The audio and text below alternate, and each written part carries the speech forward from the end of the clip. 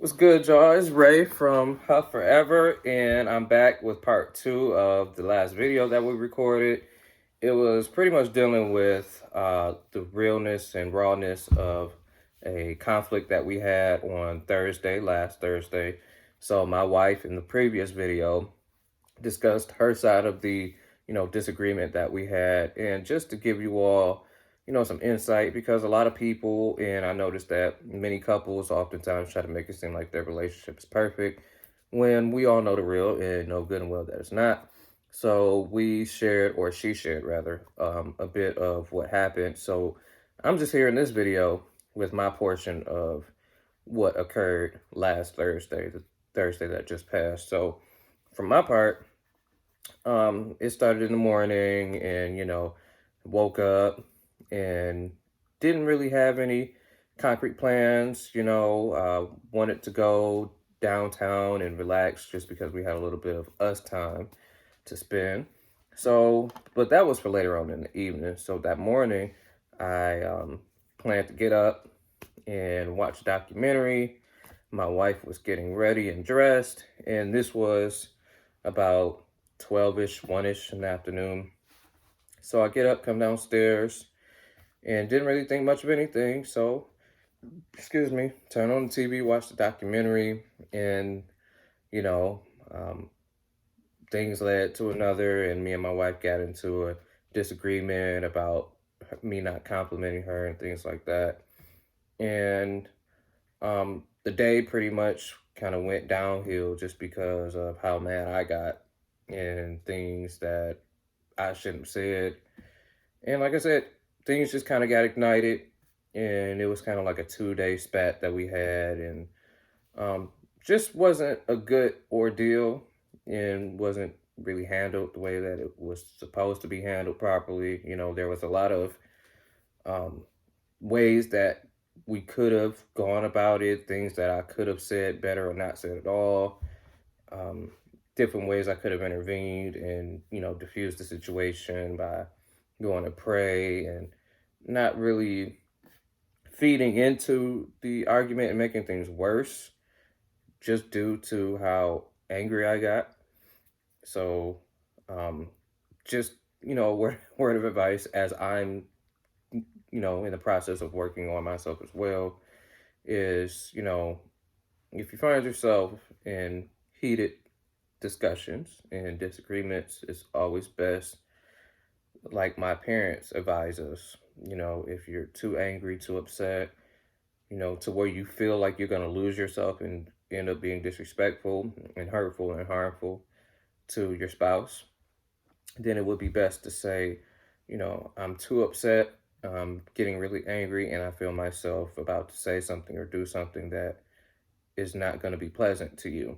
It's not going to be the most respectful. So it would be best if we continued this conversation another time so that things don't get worse.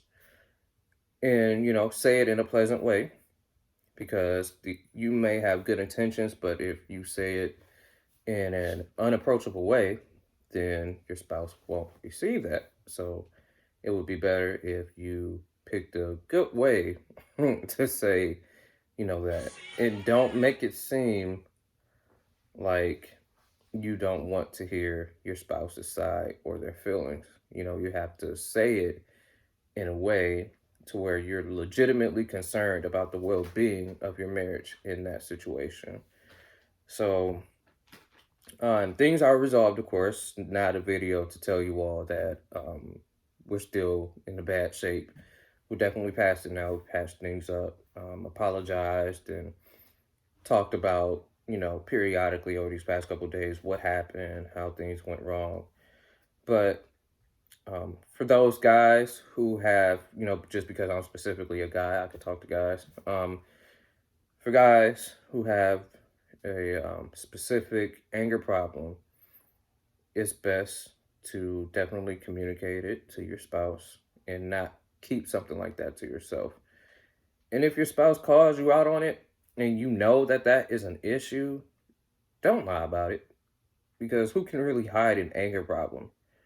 Like, because once you argue or you feel like your spouse says something that you don't like, is bound to come up anyway. And then your spouse is going to know it and it's going to affect your marriage. So if you have anger issues, definitely acknowledge it, admit to it, don't hide it because it only handicaps you. Um, and speaking of which, uh, just to be transparent, of course, again, I am currently in the process of undergoing anger management at the advice of my mom and also my wife. We So yes, currently under the advice to go to anger management, just due to the fact that I don't handle, or by faith, I'm handling anger better. But the current reality of the situation says that my anger is not being handled very properly.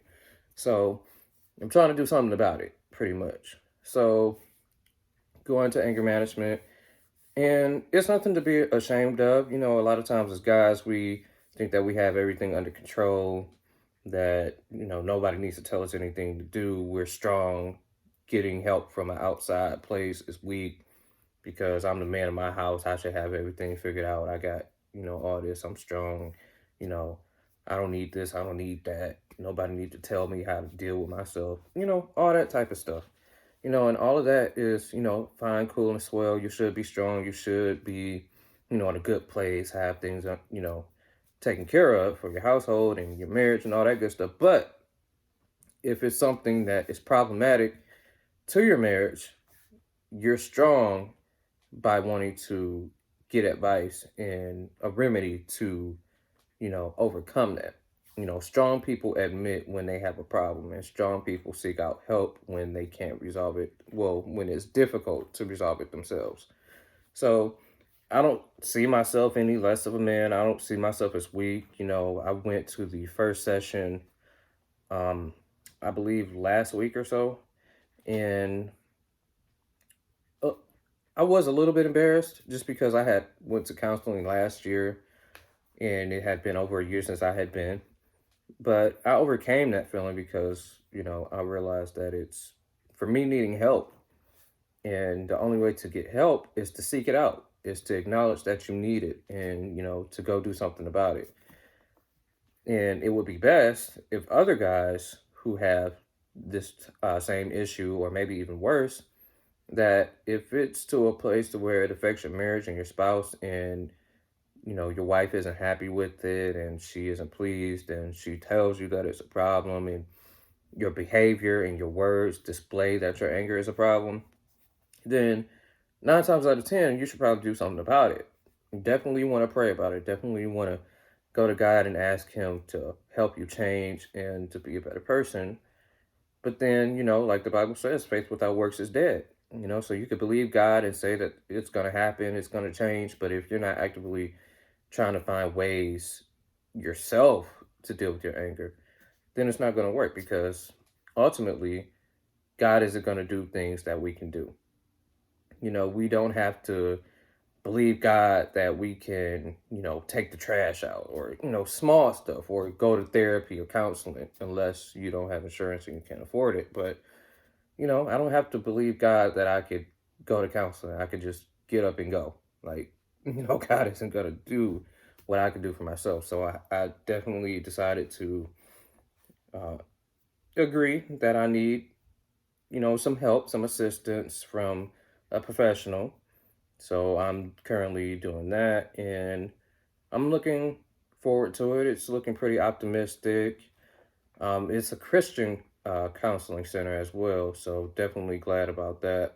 And if you're a Christian as well, if you're saved more specifically, it might be beneficial to look up that specific type of counseling, like Christian counseling, coming from a place that has the respect for your beliefs, or even share your beliefs as well, or maybe a therapist who can, you know, do their job from a Christian or spiritual standpoint that coincides with what you believe in. That's always good, because it's always great to use the Bible in a relatable way. And the Bible does deal a lot with our minds and our thoughts and our words. So it's definitely great to see the Bible used in a psychological way, because ultimately the Bible talks about renewing our minds in Romans chapter 12, verse 2. So, but through the Word of God. So it's very beneficial to do counseling, for those with spiritual beliefs in God and things like that. So that's what I'm currently undergoing, and it's very beneficial. And definitely want to be receptive. Definitely went in with an open mind and looking forward to all of the advice and the good words and the tips to use. Excuse me. Now, don't waste your time go to counseling if you're not going to put these things into use. So the first session that I had was just an introduction and kind of getting some background information on me. But I'm sure definitely going forward that there will be more information, a plan on how I will be, helped and assisted going forward. So I'll report more as I go forward, and more so in our applicable situations and how things are improving. Definitely don't want to talk about the problems without talking about the solutions to them and the progress being made. So, yeah, that's what I have going on, and just want to give you all the part two, to my side. So, yeah, we have more content coming, we have more videos on the way. Definitely keep up with our channel and subscribe, like, share, comment, and message us on our Facebooks, respectively. Damon E. Huff for my wife, Ray Huff for me, and also our Young Saved Unity group. We're trying to grow that group on our Facebook, and it's for young saved married couples. So if you're young, saved, married, or know somebody that is, pass the word along. And also have a prayer group, just to put that out there too. It's called Warriors of Prayer. It has been growing tremendously. A group where we don't judge, we just put out things that we need prayer for. We touch and agree with other individuals on their posts. We talk about um, news, events, things happening in the news, and just whatever testimonies, things you're believing God for, whatever. Just, a good place for people to believe God for and pray. So meet us there, Warriors of Prayer. And yeah, share our channel, subscribe, like, and we also will have some Facebook Lives as well coming. So yeah, all right, look forward to talking to you guys later, and bye.